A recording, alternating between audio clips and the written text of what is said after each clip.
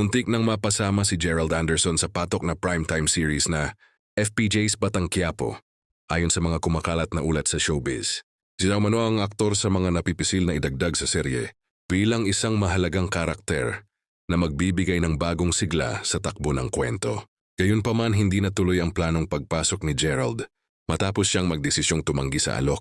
Ayon sa mga nakalap na impormasyon, iginit ng aktor na hindi pa raw ito ang tamang panahon para siya ay pumasok sa isang long-running primetime series. Nilinaw rin ng mga source na wala umanong naging problema sa pagitan ni Gerald at ng production ng Batang Quiapo, pati na rin kay Coco Martin na bida at pangunahing creative force ng palabas.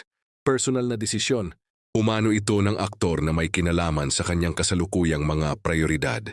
Yun sa ilang insider, bukas pa rin ang posibilidad na muling ialok kay Gerald ang isang papel sa serye sakaling magbago ang kanyang schedule o pananaw. Naniniwala rin ang production na babagay ang aktor sa action drama na tema ng palabas.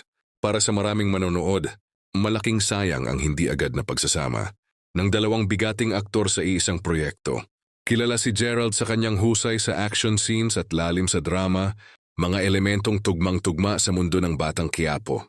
Sa ngayon, patuloy na tinututukan ng publiko ang mga susunod na kaganapan sa FPJ's Batang Quiapo habang umaasa ang ilan na darating din ang panahong tuluyang matutuloy ang pinakahihintay na kolaborasyon nina Gerald Anderson at Coco Martin.